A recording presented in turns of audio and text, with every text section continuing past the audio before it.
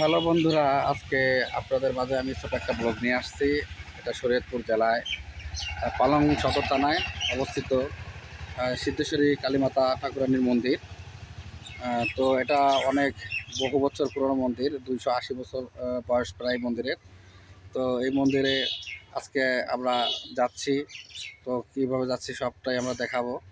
এখানে মন্দিরটা দেখাবো, মন্দিরের আশেপাশে যা আছে সব কিছু দেখাবো। তো আশা করি আমার এই ভিডিওর দিকে সবাই লক্ষ্য রাখবে। তো দেখা যাক, আমরা এখন এই মন্দিরটা দেখাবো।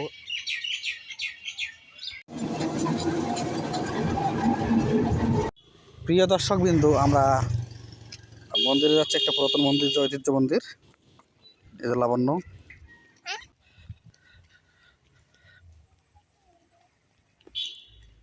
আপনারা আমি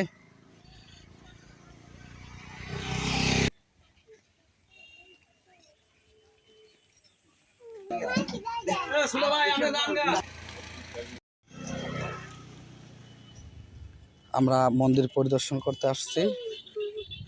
এটা অনেক ঐতিহ্যবাহী পুরাতন মন্দির। যে রাস্তাতে হাঁটতেছি এই রাস্তাটা নতুন হয়েছে, আর প্রচুর পরিমাণে গাড়ি চলে, খুব রিস্কে হাঁটা লাগে। যদি সাবধানতা অবলম্বন না করা হয় তাহলে যে কোনো দুর্ঘটনা ঘটতে পারে।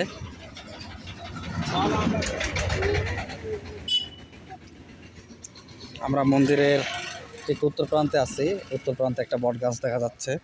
আমরা এখনো ভিতরে প্রবেশ করি নাই, যদিও এখানে যে বট গাছটা আছে, বট গাছটা আপনারা সবাই দেখতে পাচ্ছেন যে অনেক সুন্দর, অনেক বড় একটা বট গাছ। এটা মন্দিরের বহির পাশে দাঁড়িয়ে আমি ভিডিওটা নিচ্ছি। আমরা এখন ভিতরে ঢুকি নাই, ভিতরে ঢুকবো। ভিতরে ঢুকলে অবশ্যই অনেক কিছু দেখতে পারবেন। এই যে মন্দিরের কার্যক্রম চলতেছে নতুন, এটা নতুন নাট মন্দির হচ্ছে। মন্দিরটা অনেক বছর পুরনো মন্দির, ঐতিহ্যবাহী, 280 বছর বয়স প্রায় এই মন্দিরটির। সিদ্ধেশ্বরী কালী মন্দির শরীয়তপুর সদরে অবস্থিত। আমরা মন্দিরের দক্ষিণ পাশ দিয়ে ঢুকবো।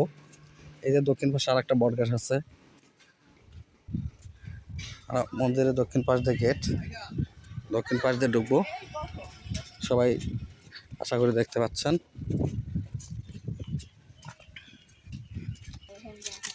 হ্যাঁ, আমরা এখন প্রবেশ করব শ্রী শ্রী সিদ্ধেশ্বরী কালীমাতা ঠাকুরানী মন্দির। মন্দিরটি সিসি ক্যামেরা দ্বারা নিয়ন্ত্রিত। তো আমার মামনিও যাচ্ছে।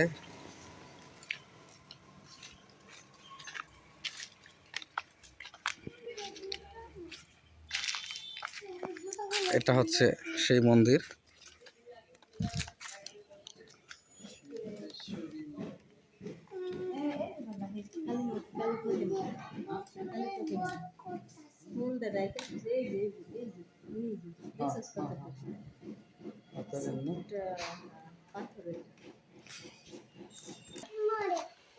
এই যে সেই সিদ্ধেশ্বরী কালী মন্দির। আর এখানে যে কালী মন্দিরটা, যে কালী মূর্তিটা আছে অনেক পুরনো।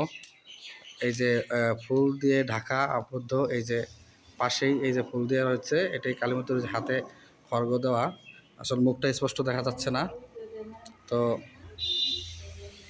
এই সেই মন্দির, শরীয়তপুরে একটি বিখ্যাত মন্দির বললেও চলে। তা এইটা মন্দিরের পাশ।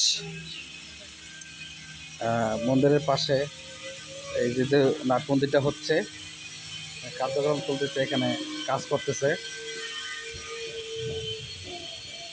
মন্দিরের পূর্ব পাশে একটা পুকুর আছে, ঘাটলা আছে। এই মন্দিরের যাবতীয় কার্যক্রম এখানেই করা হয়। এইখানকার পানি দিয়ে করা হয়। এই মন্দির, এই পুকুরটা নিয়ে অনেক ইতিহাস আছে।